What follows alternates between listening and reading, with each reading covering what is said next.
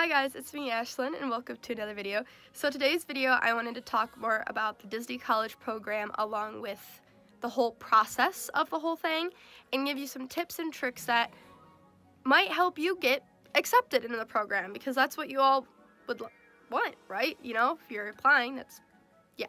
Anywho, I can't speak English, it's fine. First off, I watched so many YouTube videos. Probably way too many YouTube videos. But because I did that, I found out a lot of tips and tricks that I don't think most people know about unless they go do the digging and the research to know them. So for the first round, it's just like the application, basic information. Be yourself, be honest. There's nothing really on it. Really, you just kind of say about yourself. One thing I will say, there is a little area like on the dashboard where you could submit like a resume or like cover letters. Basically, you can write essays on why you should get in. I wrote one on why I should get in and like why I want to get in and how I would be qualified was the other one that I did. And then I also did one because I joined a sorority and I wrote like a shorter version of like, you know, I'm in a sorority and about my philanthropy and like stuff like that. But then I also had 2 people write me letters of recommendation, which I highly recommend because it shows how determined you are to get in here and like where you stand as an employee, you know, things like that. I personally did not submit a resume because I've been working at the same place for the past like 6 years. So I didn't see the point when I've only been working at one place, but if you've worked at more than one place, I would assume you should do a resume too. I think the little things like that add up, and they're really like helpful in a way. And yeah, that's what I'd say for round 1. The cover letter and stuff like that, you can literally add it anytime during your application process, but I think doing it at the beginning puts you at a better spot to make. And for round 2, it's like the web-based thingamabobber. Basically, it's a test, I guess you could call it. It's like, it's one of those where it's like, do you always show up to work on time? Sometimes, always, never. It's like those type of things. My best advice for that is go with the strongly agree, strongly disagree. Always put the strongly ones.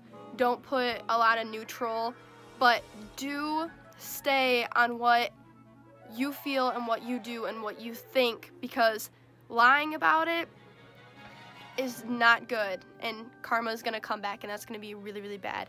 So just be honest about that, and like, it's really easy, and it's like common sense, and like, you should get past that for sure. Like, I don't really see why anybody wouldn't get past it, but you never know. As for the phone interview, that's when things get really personal and really like careful. I personally went online and just Google searched what the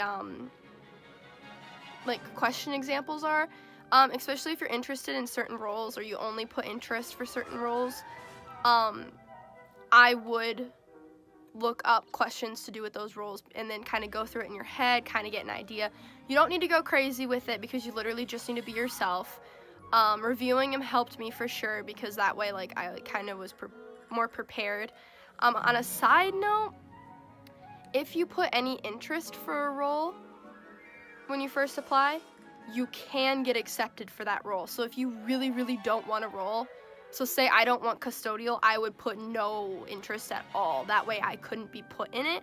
But if I put low interest or high interest or moderate interest, I could get that role. But for the phone interview, be yourself. Another thing that's really important that I forgot to mention to do with like the cover letters and stuff, as well as the phone interview, use keywords. There's 4 key terms, and I'm gonna put a little bit more down below because that's something that like is really helpful. There's the 4 key terms, and there's like keywords to do with your role, as well as the saying. So like if you're at Disneyland, it's the happiest place on earth, whereas Walt Disney World is the most magical place on earth. And if you mention that for whichever location you're trying to go to, it's really going to help with that. As for the whole application process, you just have to be yourself, and like you will get in. It might not be the first time, it might not be the second time, but I saw people in the groups, because there's like Facebook groups about it, who just got in on their 6th try. So if at first you don't succeed, try again. I promise, like, only good things will come. And if you have any other questions, comments, concerns, anything, comment below or send me a message on Instagram, and I will happily talk to you further if you have any personal like questions, or if you would like me to look over your application or help you in any way, I'll happily help you. But yeah, that's basically all the advice I have to give. So I hope you guys enjoyed this video. Don't forget to like, comment, and subscribe. See you next time. Good and bye!